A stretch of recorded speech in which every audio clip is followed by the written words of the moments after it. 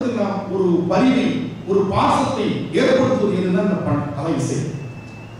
ஏழு இசையான் இசைப்பயனான் இறைவனை இசை வடிவமாக பார்ப்பதற்கு நமக்கு அடிப்படையாக அமைந்தது என்னன்னா நம்முடைய திருமுறை பாடல்கள். திருமுறை பாடல்களை பாடினால் நம்முடைய வினை கழியும். அடுத்து நமக்கு சொல்லியிருக்கிறார், திருநெறிய தமிழ் வல்லவர் தொல்வினை தீர்தல் எளிதாமே. அப்ப திருநெறிய தமிழை பாடினால் நம்முடைய வினைகள் தீர்ந்து விடும். அடுத்து சொல்றாங்க, ரொம்ப அழகா சொல்றாங்க, இந்த வினையை தீர்ப்பதற்கு நமக்கு என்ன இருக்கு கையில? திருமுறை பாடல்கள் இருக்கு. அந்த பாடல்களுக்கு வினை தீர்வது மட்டுமல்ல, இறைவன் கேட்ட வரங்களை எல்லாம் தருகிறான்னு சொல்றாங்க. பண் ஒன்ற இசை பாடும் அடியார்கள் குடியாக, ஞானசம்பந்தருடைய வாக்கு. பண் சுமந்த பாடல் பரிசு படைத்தவரும் மணிவாசனுடைய வாழ்க்கை. எப்ப பண் சுமந்த பாடலை நாம் பாடினால் நம்ம இறைவன் பரிசு கொடுக்கிறார். பாடல் பத்தும் பாடவல்லார் பாவம் பறையுமே. ஞானசம்பந்தருடைய இடங்கள் தரும் என்ற பாட்டினுடைய திருக்கடை காப்பு சொல்லுகிறாரு. நம்முடைய மறைவுடையாய் தோளுடையாய் என்று சொல்லக்கூடிய இடர்களையும் பதியக்கூடிய திருக்கடை காப்பு நமக்கு சொல்லுகிறது. அருமையான பாடல்கள். நமக்கு இடர்கள் வரும் பொழுது இறைவனை நினைக்க வேண்டும். அது மட்டுமல்ல, மகிழ்ச்சியிலும் இறைவனை நினைக்க வேண்டும். அதற்காக இந்த ஒரு பாட்டு சொல்றாரு பாருங்க, எவ்வளவு உரிமையோடு இறைவனத்தில் நம்மை கொண்டு போய் சேர்க்கிறது இந்த தமிழ். காந்தார பஞ்சமம் என்ற அற்புதமான பாட்டு.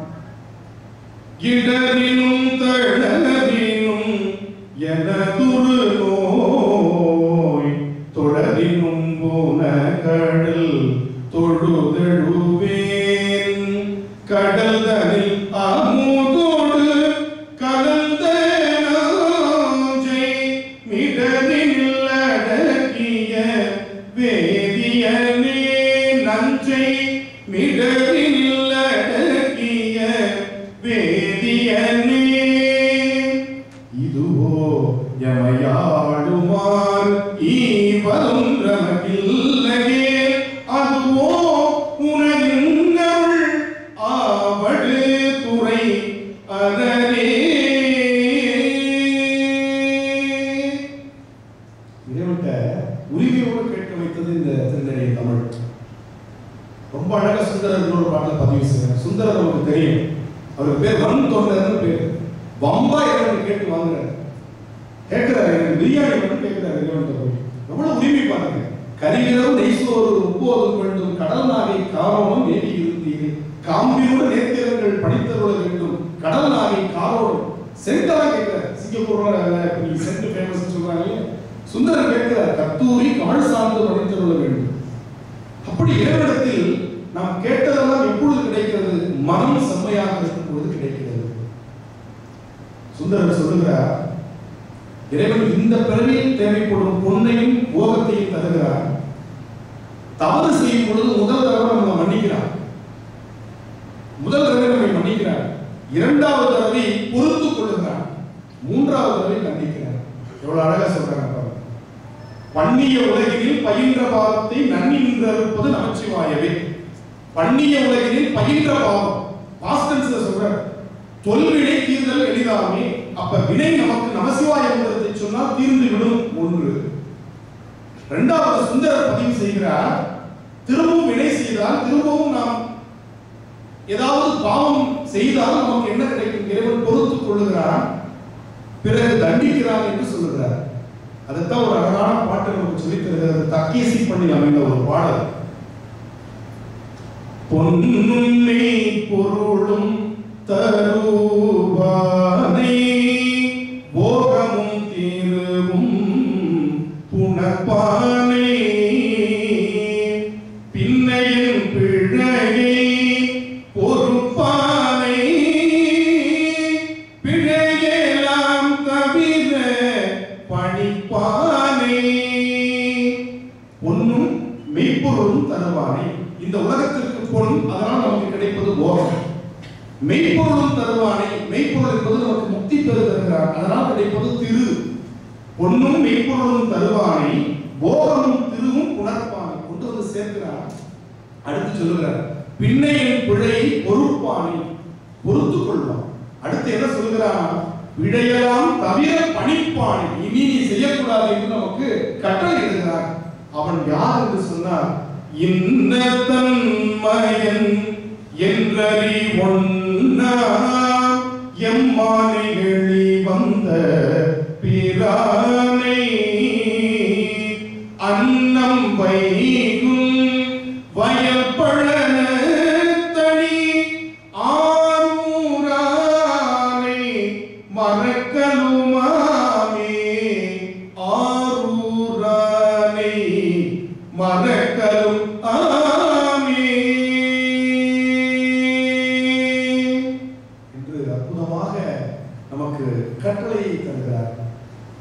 அடுத்து பாருங்க, நம்முடைய ஞானசம்பந்தனுடைய வரலாற்றில் பார்த்தீங்கன்னா இறை வழிபாட்டை காட்டிலும் பொது தொண்டுல முன்னிற்கிறது தான் அவங்க முதன்மையாக கருதி இருக்கிறார்கள். திருமணங்கள் என்ற தளத்திற்கு நான் ஞானசம்பந்த பெருமான் செல்லும் பொழுது விடிய காலை பொழுது அப்ப ஒரு இடத்தில் அழுகை ஒலி கேட்கிறது. ஒரு பெண்ணினுடைய அழுகை ஒலி. கோவிலுக்கு செல்ல வந்தவர் அந்த அழுகை ஒலி கேட்ட இடத்தை நோக்கி செல்கிறார். முதலில் மனிதர்கள் படுகின்ற துன்பத்தை நீக்கிவிட்டு பிறகு திருக்கோவில் வழிபாட்டை செய்ய வேண்டும் என்று அவர் கருதுகிறார். அப்படி உள்ள போன பொழுது அந்த பெண், அந்த கதையெல்லாம் உங்களுக்கு தெரிந்திருக்கும், என நேர திறமையை நான் திருமுறை வாழ்வியலை மட்டும் சொல்லி செல்கிறேன். அப்ப அந்த பெண்ணிடத்தில் கேட்கிறார், நானும் இறந்து கிடக்கும் இந்த ஆடவனும் இன்று காலை திருமணம் செய்து கொள்வதாக எண்ணி ஊரை விட்டு நாங்கள் வந்தோம். இரவில் இந்த ஆடவனை அந்த பாம்பு தீண்டி விட்டது. அப்ப அந்த பெண் சொல்லுகிறாள், அரவம் தீண்டிய பாம்பை நான் தீண்டி அட முடியவில்லை, ஏனென்றால் எங்களுக்கு இன்னும் திருமணம் ஆகவில்லை.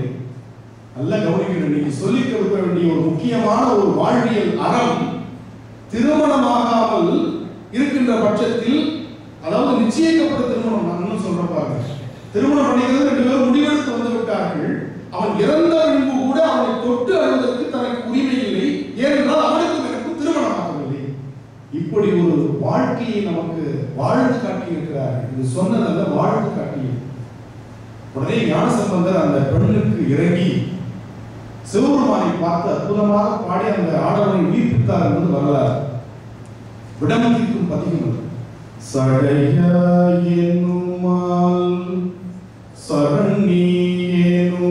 சரண்யனுமால் விடையாயனுமால் வெறுபாவிடுமால்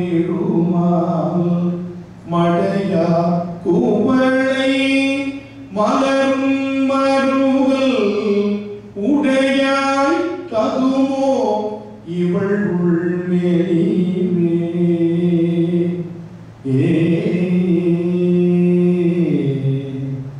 நாடகம் உயிர் பெற்று எழுதுகிறார். அதுக்கப்புறம் தான் அவர் திருக்கோவில் வழிபாட்டுக்கு செல்கிறார். திருவள்ளுவருடைய அந்த வார்த்தைக்கு இலக்கணமாக வாழ்ந்து காட்டியவர்கள் நம்முடைய திருமுறை சார்ந்தவர். என்ன சொல்றார்? அறிவினால் ஆகுவதுண்டோ பிரிதி நோய் தன்னோயோ போற்றாக்கடை. ஆங்கிலத்தில் 2 சொற்கள் உண்டு, சிம்பதி, எம்பதி.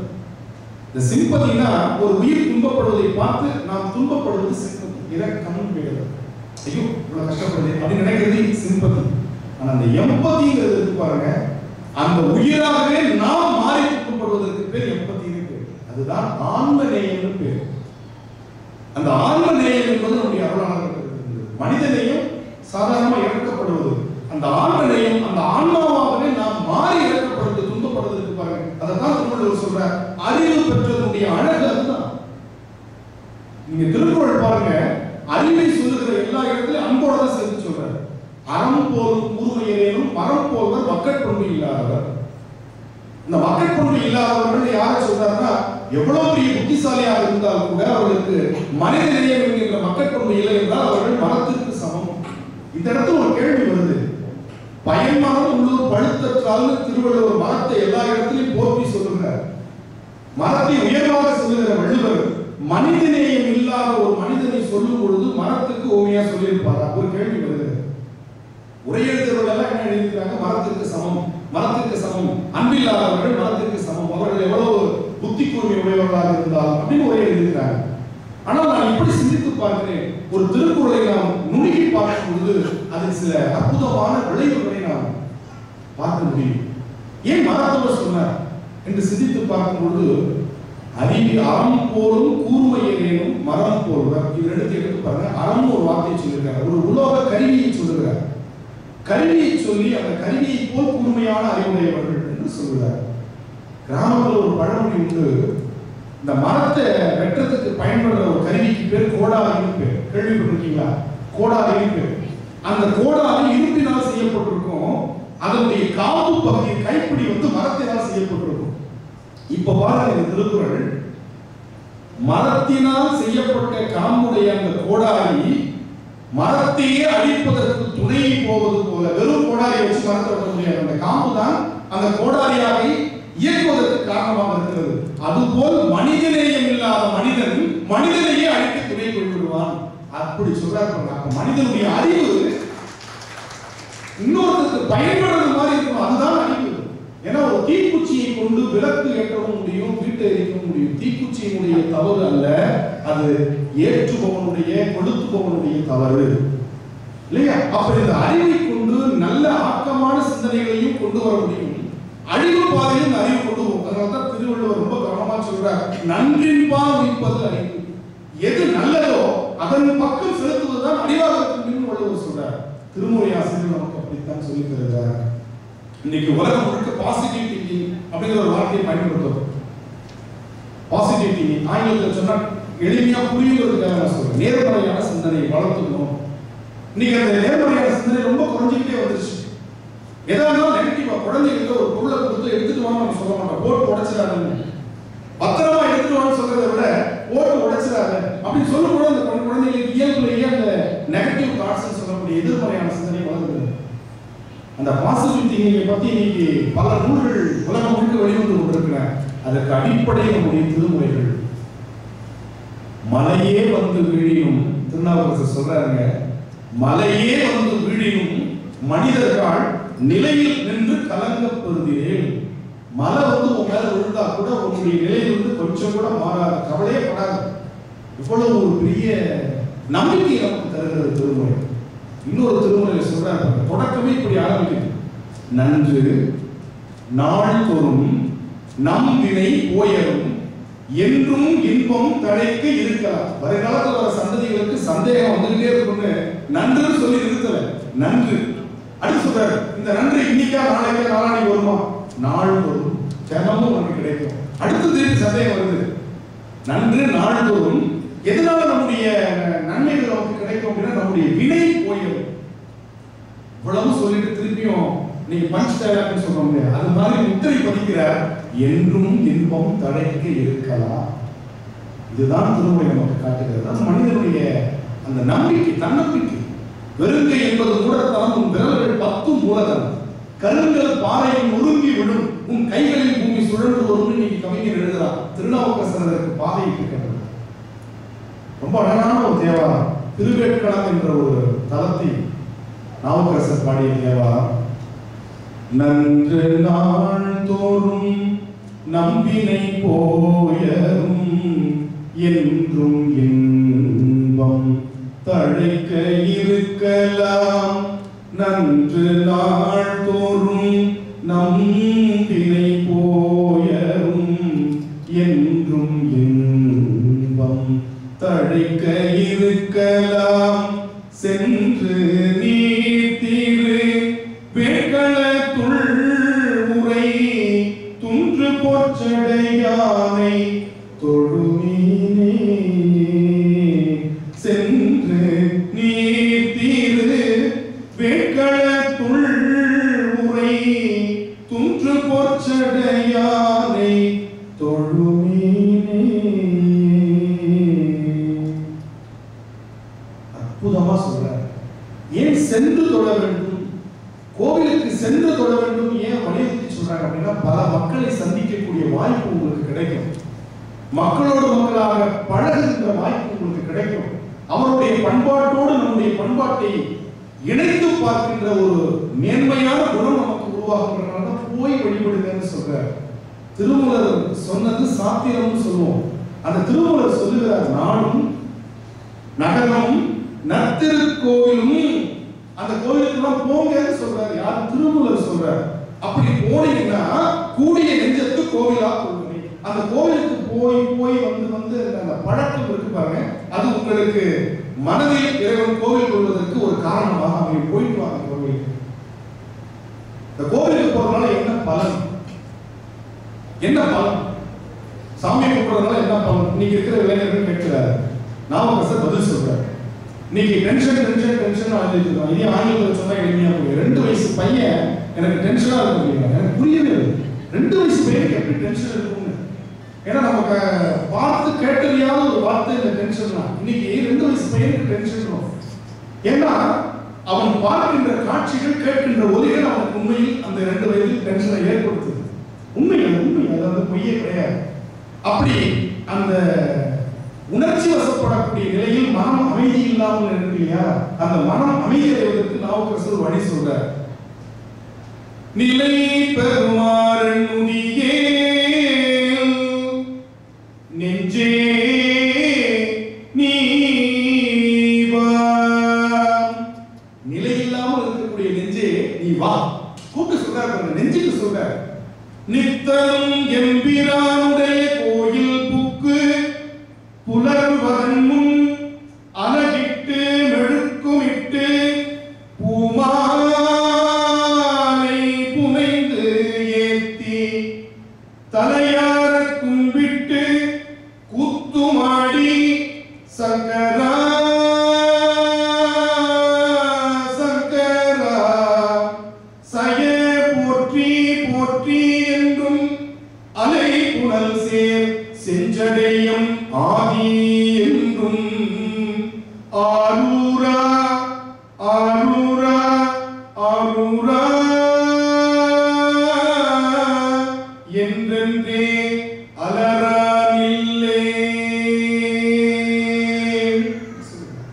நிலையில்லாத மனம் நிலை பெற வேண்டுமானால் கோவிலுக்கு போ. யாராவது கோவில அலங்கி சுத்தப்படுத்துறாங்களோ அவங்க கூட நீனும் சேர்ந்துக்க. வெள்ள வேஷ்ட கரப்பட்டு நடக்கக்கூடாது. அப்பதான் உங்களுடைய மனம் அமைதி பெறும். அப்ப அழகிட்டு அழகிடுதல் கோவிலை கூட்டி பெறுகிறது. மெழுக்கு விட்டு தண்ணீர் விட்டு கோவிலை தூய்மையா அலங்குறது. பூமாலை புனைந்து ஏற்றினார். எளிமையா வாங்கி கொண்டு போய் போட்டுருவோம். மலரை பறித்து நீயே தொடுத்து இறைவனுக்கு கொடுத்தாதான் அந்த மனம் நமக்கு ஒருநிலைப்படும். நாவுக்கரசர் சொல்றாரு, நான் சொல்லல. அப்ப பூமாலை புனைந்து ஏற்றி புகழ்ந்து பாடி கோவிலுக்கு போனா திருமுறை பாடல்கள் பாடல். தலையார கும்பிட்டு தலைக்கு மேல கை வச்சு அந்த கும்பிட்டு கூத்து மாடி. இந்த கூத்துனா பரதநாட்டிய கலை போன்ற கூத்து அல்ல. இறைவனை வழிபடும் பொழுது அந்த நெக்குறும் பொழுது மெய்தான் அரும்பி விதிர்விதிர்த்து ஒரு முறையார் கடற்கு கைதான் தலை வைத்து கண்ணீர் கலந்து விரும்பி உள்ளம் பொய்தான் கவர்ந்து மணிவாசல் சொல்லுவார். அப்ப உடம்பில் ஒரு சிரிப்பு வரும் இல்லையா, மயிர்ப்பு செறியும். அதுக்கு பேர் அந்த அனுபவம், ஆன்ம அனுபவம் கிடைக்கும். நிச்சயமா கிடைக்கும். செஞ்சு பாருங்க. கோவிலுக்கு இந்த சரியை என்று சொல்லுகின்ற தொண்டு நெறி உடற்கொண்டு செய்தால் உங்களுக்கு அந்த இது கிடைக்கும். நாவுக்கரசர் சொல்றாரு, இன்னைக்கு எல்லாருக்கும் நம்ம கேட்கிறோம், இந்த மனவெளிங்கிறது கிடைக்கிறது ஒரு பக்கம் இருக்கட்டும், ஒவ்வொன்றுக்கும் பட்டியல் சொல்றாரு நாவுக்கரசர். இதை செஞ்சா இது கிடைக்கும், இதை செஞ்சா இது கிடைக்கும். இது அப்படித்தானே நினைக்கிறோம் நம்ம. இதை செஞ்சா நமக்கு என்ன கிடைக்கும்? இன்றைய சமுதாயத்துடைய கேள்வியாக இருக்கிறது. அதுக்கு இன்னொரு பாட்டு சொல்றாரு, விளக்கினால் பெற்ற இன்பம் மெழுக்கினால் பதிர்ச்சியாகும். கோவிலை கூட்டி விடுறதுனால கிடைக்கிற இன்பம் கோவிலை மெழுகினா 10 மடங்காகும். ஒரு அளவு சொல்றாரு. கோவிலை பெருக்கிறதுனால கிடைக்கிற இன்பம் மெழுகுனா 10 மடங்காகும். அடுத்து சொல்றாரு, துளக்கில் நல் மலர் கொடுத்தால் தூயதும் ஏறலாகும். உனக்கு முக்தி கிடைக்கும். எப்ப? கோவிலுக்கு நீ மலர் கொடுத்தா. விளக்கு இட்டால் பேரு சொல்லி நெய்யறி ஞானமாகும். கோவிலுக்கு விளக்கேற்றினீங்கன்னா ஞானம் கிடைக்கும், பேரறிவு கிடைக்கும். அடுத்து சொன்னார் பாருங்க, முக்கியமான அளப்பில கீதம் சொன்னாருக்கு அடிகள் தான் அருளுமாறே. இதற்கு பொருள் நான் இப்படி பார்க்கிறேன். முதல்ல 3த்துக்கும் அளவு சொல்லிக்கிட்டே வர. விளக்கினால் பெற்ற இன்பம் மெழுக்கினால் பதிர்ச்சியாகும், 10 மடங்காகும் ஒரு அளவு. துளக்கில் நம் மலர் கொடுத்தால் தூயதும் ஏறலாம், மோட்சம் கிடைக்குங்கிறது ஒரு அளவு. விளக்கிட்டால் பேரு சொல்லி மெய்நெறி ஞானமாகும், ஞானம் கிடைக்கும்னு ஒரு பயனை சொல்றார். ஆனா கடைசியில இறைவனிடத்தில் மெய் நெருங்கி அந்த ஒரு நெக்குருகி பாடுறவங்களுக்கு என்ன கிடைக்கும்னு என்னால சொல்ல முடியல. இறைவன் கொடுக்கிற அருள் இவ்வளவுதான், அளவு சொல்ல முடியாதுன்னு சொல்றார். அளப்பில கீதம் சொன்னாருக்கு அடிகள் தான் அருளுமாறு. எல்லாத்துலயும் ரிசல்ட் பின்னாடி சொல்லிட்டு வந்தார். மெய்நெறி ஞானமாகும், பதிர்ச்சியாகும், தூயதும் ஏறலாகும். ரிசல்ட் பின்னாடி வருது. ஆனா பாடல் ரிசல்ட் முன்னாடியே வந்தது. அளப்பில கீதம் சொன்னாருக்கு அடிகள் தாம் அருளுமாறு. பாட்டு எப்படி வரணும்? கீதம் சொன்னாருக்கு அடிகள் தாம் அருளுமாறு அளப்பில இப்படி வரணும். ஆனா என்ன சொல்ற? அளப்பில கீதம் சொன்னாருக்கு அடிகள் தாம் அருளுமாறு. அப்ப பாடுவதால் நமக்கு என்ன கிடைக்கும்? எவ்வளவு தன்மை நமக்கு கிடைக்கும் இல்லையா? எடுத்து பாருங்க. இன்னொரு பாடல் நமக்கு எப்படி நாம் வாழ வேண்டும் எனக்கு ஒரு வழியை சொல்லுகிறது. திருமந்திர பாடல். உள்ளம் பெருங்கோயில் உடம்பு ஆலயம் வள்ளல் பிரான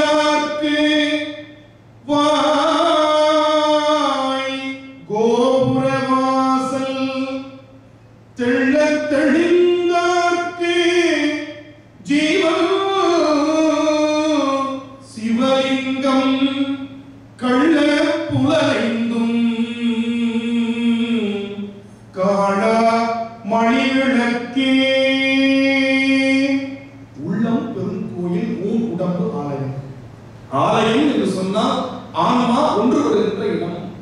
லயிப்பது ஆலயம். கோயில் என்று சொன்னால் கருவறை.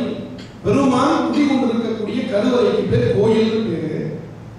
அதை சுற்றி இருக்கக்கூடிய பிரகாரங்களோடு அமைந்த அந்த அமைப்புக்கு பேர் ஆலயம் பேரு. அதனாலதான் திருமூலர் ரெண்டு சொல்லியும் நமக்கு சொல்றார், உள்ளம் பெரும் கோயில், உடம்பு ஆலயம். அந்த ஆலயத்திற்கு செல்வதற்கான வாய்தான் நமக்கு கோபுர வாசலாக இருக்கிறது. திருப்புகழை பாட பாட வாய் மணக்கும் என்று சொல்கிறார்களே, அதுபோல இறைவனுடைய புகழை நாம் பாட பாட இது அந்த கோவிலுக்கு செல்லும் வாசலாக இந்த வாய் அமைகிறது. வாழ்த்துவதற்கு வாய். நிறைய பேர் வையத்துக்கு நினைச்சிட்டு இருக்காங்க. நம்ம நாவுக்கரசர் என்ன சொல்றாரு, இது பாருங்க, வாழ்வியல் நெறியாங்க. வாழ்வியல் நெறியா நம்ம நினைச்சிட்டு இருக்கிறோம், சாமி கும்பிடுறது மட்டும் தான் திருமுறைகள் சொல்லி தருது போல இருக்குன்னு. இந்த வாய் வாழ்த்துவதற்காக, வாழ்த்த வாயும் நினைக்க மனநெஞ்சும் தாழ்த்த சென்னியும் தந்த தலைவன் என்று சொல்லுகிறார். அப்ப இறைவனை நினைத்து நாம் பெருமைப்படணும். இப்படிப்பட்ட நல்ல வாய், நல்ல கண், நல்ல மூக்கு, நல்ல உடல் கொடுத்த அந்த இறைவனுக்கு நன்றி சொல்லுவதுதான் நம்முடைய வாழ்க்கையில் கிடைத்த பெருமை. எங்கேயோ யாரோ சிக்ஸர் அடிச்சதுக்கு இங்கே குதிக்கிறோம் டிவியை பார்த்துட்டு இல்லையே. யாரோ எங்கேயோ சிக்ஸர் அடிக்கிறான், இங்க பார்த்துட்டு குதிக்கிறான், கடந்து துள்ளான். நல்ல கை, நல்ல கால், நல்ல இதயத்தை கொடுத்த இறைவனை நினைச்சு நம்ம கொண்டாடுறதுல அதற்கு அடிப்படையாக அமைந்த நம்முடைய பெற்றோர்களை நினைச்சு நம்ம குதிக்கிறீங்க. நினைச்சு பாருங்க, பெற்றோர்களை எப்படி வழிபடணும் அப்படின்னு சொல்லி நமக்கு ஞானசம்பந்தரும் திருநாவுக்கரசரும் வாழ்ந்து காட்டியிருக்காங்க. சாதாரண விஷயம் அல்ல. பெற்றோர்களை நாயன்மாராக ஆக்கி பார்க்கிறார் நம்முடைய சுந்தரமூர்த்தி சுவாமிகள். அப்படிப்பட்ட வழிபாட்டை நமக்கு சொல்லித் தருகிறது திருமுறை. அப்ப இறைவனை வாழ்த்துவதற்காக இந்த வாய். அப்ப கோபுர வாசல். தெளிதாருக்கு ஜீவன் சிவலிங்கம், இந்த உயிர் தெளிவி அடைந்தவருக்கு சிவலிங்கம் என்று சொல்லுகிறார். கள்ளப்புலன், இந்த புலன்லையே கள்ளப்புலன் பேர் தெரியுமா? எதை செய்யக்கூடாதுன்னு நினைக்கிறோம் அதை உடனே செய்யும். இப்ப நிறைய பக்கம் இந்த தியான வகுப்புகள்லாம் நடத்திட்டு இருக்காங்க. அவங்க நான் குறை